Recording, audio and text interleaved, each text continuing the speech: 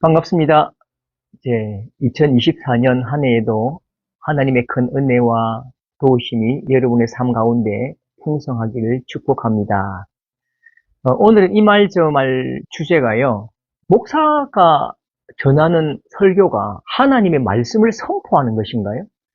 하나님의 말씀을 선포하는 것입니까? 여러분, 하나님의 말씀을 선포한다고 할 때에 그 선포에는 목사가 설교단에서 말하는 모든 것이 하나님 말씀이라고 말할 때는요, 목사 자신도 굉장히 무겁게 여겨집니다. 굉장히 무거운 거죠. 내가 한마디 한마디가 하나님 말씀이라면 이건 감당할 수 없는 무게죠. 또 한 가지 문제는요, 그 말씀을 듣는 청중은 어떻게 해야 되죠? 순종해야죠. 하나님 말씀에 100% 순종 외에는 다른 길이 없는 거죠. 그럼 여러분, 이게 우리의 신앙생활이 굉장히 무겁고 또 너무너무 이게 그 어깨에 짊어진 그 무게감이 감당할 수 없지 않을까요? 저는 조금 다르게 생각합니다. 목사가 하는 그 설교는요, 하나님 말씀을 선포하는 게 아니고요, 하나님 말씀을 전달하는 것입니다. 하나님 말씀을 선포하는 게 아니고요, 하나님 말씀을 전달한다니까요. 그 전달은 뭘까요? 이 하나님 말씀이 있습니다. 하나님 말씀을 제가 전달을 해요. 그러면 전달자가 어떻게 하다가 하나님 말씀을 잃어버리면요. 잃어버렸는데 그냥 대충 이야기하면 그건 하나님 말씀입니까? 그건 아니지요. 전달자는 잘 전달해야 합니다.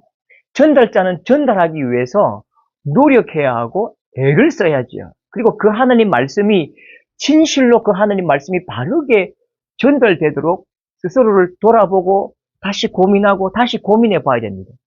전달자이기 때문에 또 전달을 잘못할 수도 있다라는 자기 한계를 인정해야 돼요. 설교를 듣는 분들도 혹시나 설교를 전하는, 말씀을 전하는 목사님이 너무너무 터무니없고 너무너무 형편에 맞지 않고 사실에 근거하지 않은 전혀 엉뚱한 이야기를 할 수도 있는 연약한 한 인생이라는 것들을 이해하셔야 합니다.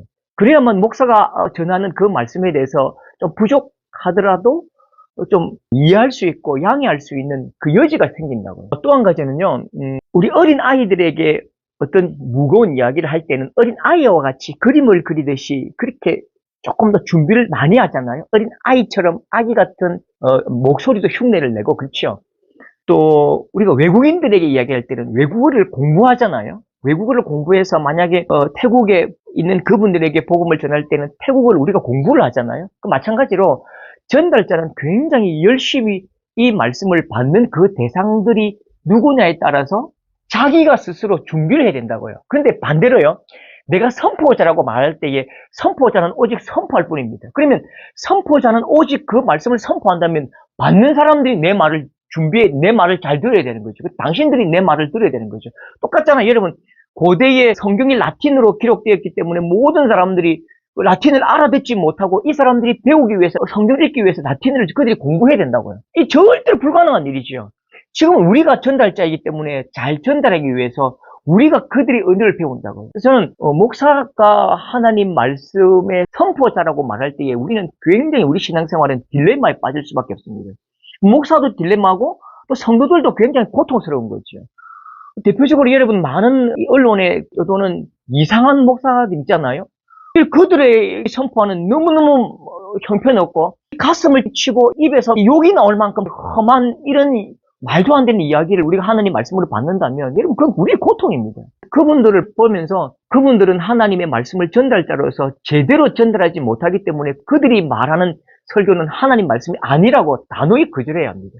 그리고 전달자는 훨씬 더 하나님 앞에서 바르게 전달하기 위해서 노력해야 하는 거죠. 또 한 가지요. 목사님들이 설교를 할 때에 성도들이 가지고 있는 삶의 현장들을 하나님의 말씀으로 함부로 정죄하고 또 길을 제시하기도 하고 잣대질하고 마치 어떤 답을 제시하는 것 같은, 그러니까 성도들의 현장에 대해서 답을 주는 것 같이 설교를 하는 경우가 혹시 있을지 모르겠습니다. 그런 경우를 본 일이 있는데요. 굉장히 위험한 일입니다. 왜냐하면 우리가 가지고 있는 설교라는 그 단편적인 하나의 부분들이 성도들이 가지고 있는 그 삶의 아주 깊고 역사성이 있고 아픔이 있는 그 모든 것들을 해석할 수가 없는 거예요. 만약 그분들이 진짜 어렵고 힘든 어떤 상황들이 있다면 개인적으로 불러서 오랜 시간 동안 그들의 이야기를 듣고 말씀으로 해석하고 말씀으로 제안할 수 있지만요. 마치 설교자가 강단에서 하나님 말씀을 선포하면서 그들의 삶의 답을 내려줄 수 있다고 믿는 것은 굉장히 위험한 일입니다. 그러니까 성도들을 막 깨는 설교, 성도들의 마음을 후벼 파는 설교 절대로 그렇게 하면 안 됩니다. 우리가 성도들의 삶의 자리를 모를 때는 좀 정직하게 하나님 말씀이 스스로 그들에게 적용되고 그들에게 스스로 하나님 말씀 앞에서 좀 답을 찾도록 기다려줘야 한다고요. 그래서 설교자가 설교를 통해서 함부로 성도들의 삶의 자리를 재단하고 평가하고 판단하고 길을 제시하고 순종 제사보다 낫다. 순종하라. 이렇게 말하는 건 옳지 않습니다. 그래서 어떤 분들이 자기가 굉장히 깊은 고민을 가지고 목사님께 말씀을 드렸는데 목사님이 설교를 통해서 전혀 다른 이야기를 하더래요. 그럼 어떻게 해야 되느냐 묻는 거죠.